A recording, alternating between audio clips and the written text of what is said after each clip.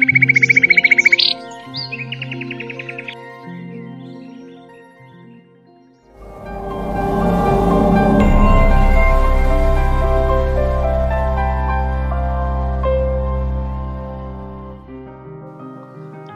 दर्शक बंधु, घर वैद्य चैनल रे आपण मानक स्वागत।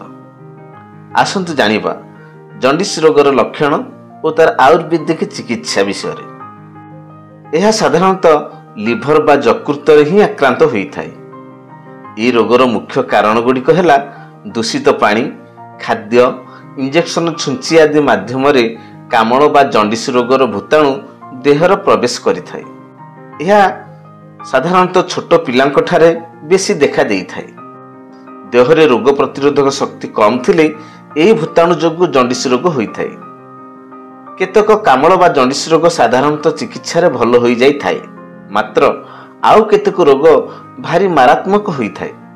एहा रोगी को मृत्यु मुख को टाणी नै थाय। एही रोगर लक्षण गुड़िक हैला आखि नख हळदिया दिसिबा, परिस्रा हळदिया देखा जाए, बेले बेले सारा देह हलदिया देखा जाए, रोगीर झाड़ा माटिया रंग होइथाय, भोक हुए नहीं, पाटी को अरुचि लगे, पेट दरज हुए, झाड़ा परिष्कार हुए नहीं, देह कुंडाई हुए, बेले बेले जर और बांती मध्य होइथाय, देह अबस लागे। एमिति लक्षण देखा देले जंडिस होइछि बोली आमे जानिबा। तेबे एहार आयुर्वेदिक औषध माध्यम रे एही जंडिस रोगर सरल चिकित्सा कौन रही जानिबा। एथिरे कुहा जाइथिबा उपचार मध्यरु जेकोसी गोटे उपाय अवलंबन करि परिबे। प्रथमे भुईअंला बा बाड़ीअंलार सर्वांग को परिष्कार भाव में धोई बाटी दियंतु। सेतिरे 2 चामच दही बा चल्हारे मिसाई दिन को 3 थर हिसाब रे रोगी संपूर्ण भल हेबा जाय सेवन करिवे। द्वितीय रे भुईअंलार रस को 1 ରୁ 2 चामच महू मिसाई खाइबे। एथिरे जंडिस रोगरु मुक्ति पाइबे। भुईअंला को सुखाई चूर्ण करी रखि पारिबे।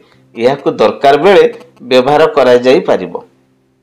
तृतीय रे मंजुआती बा मेहंदी चेर गछर खंडे मोटा चेर को परिष्कार भावे धोई नेबे। याको चाउल धुआ पानी रे शिल रे घोरिबे। यह चंदन परि हळदिया होई जिवो। एथिरु 2 चामच नै पानी रे मिसाई सेवन करिवे। एही परि दिन को 3 थर करी 5 ରୁ 7 दिन खाइले जंडिस रोग भल होई थाए। चतुर्थ रे नीम पत्रर रस बा लिंब गछर भीतर छालीर रस 1 चामच मात्रा रे एही रस को दिन को 3 थर करी 5 ରୁ 7 दिन सेवन करिवे।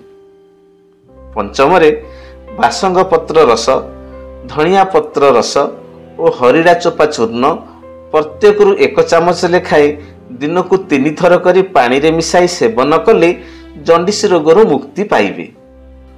षष्ठ रे गुड़िची बा गिलोई कांडर रस, भुंगराज रस, घी कुआरी रस, पुरुणी रस ये सब मिसाई 1 चामच मात्रा रे दिन को 3 थर 5 ରୁ 7 दिन खाइले रोग भल हुए।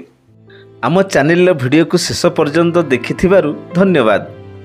आम वीडियो आपन को भल लागुतिले निश्चित भावे लाइक, शेयर, सब्सक्राइब करदेबे। नमस्कार।